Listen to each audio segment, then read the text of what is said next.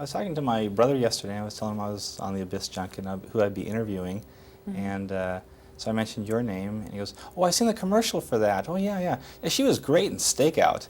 And so I said, "No, no, it's not that." And yesterday at the theater, someone behind me said, "You know, I didn't know Gina Davis was in this movie."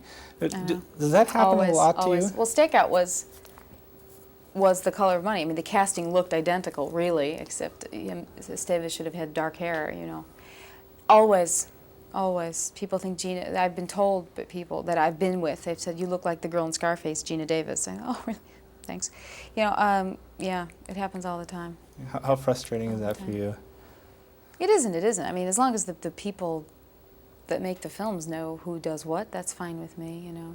And actually, you know, I live in a city, and it's not a very pleasant place to be recognized sometimes. It can be dangerous, you know, so that's fine. That's fine. Because if they do ask me if I'm who I am, I say no anyway, so what's the difference, you know?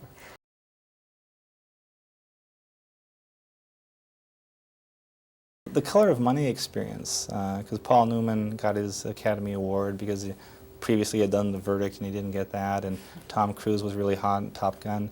Did you feel a little lost in the shuffle there, even though you did great work in that movie? No, no. You know, not really. I mean, the nomination and everything shocked me because I didn't see that character as having that kind of weight. You know, I thought, what are they watching? I mean, it's just me hanging out on a screen. You know, it's really nothing monumental, but you know.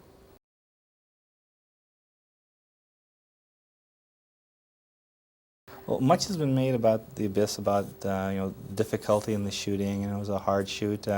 What did you do to keep your sanity during the filming? I knit. Kimberly Scott refreshed my memory about knitting. I read. What else did I do?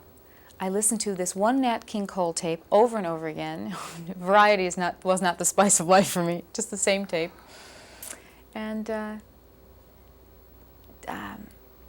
basically thought about just getting through it, you know, just getting through it.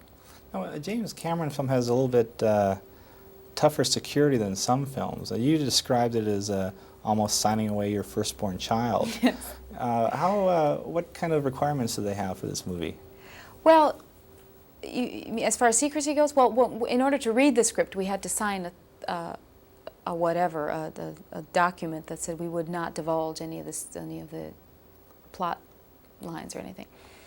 And they just really didn't want anybody to talk about it. And that kind of character, I think that's where a lot of the enigmatic quality of what was going on started. It was all conjured up because we were not told to talk about X. So then we didn't know what to talk about, you know. But, you know. I don't know how you felt about scuba diving before this film. I've always had a fascination with helicopters, and one day I spent 14 hours shooting out of one, and I never wanted to go in one again, ever. What do you feel about scuba diving now? Scuba diving I would do. Put a helmet on my head? No, that's all right. Someone else can do that. And sit in a submarine? Someone else can do that too. But I would scuba diving. Again, scuba diving.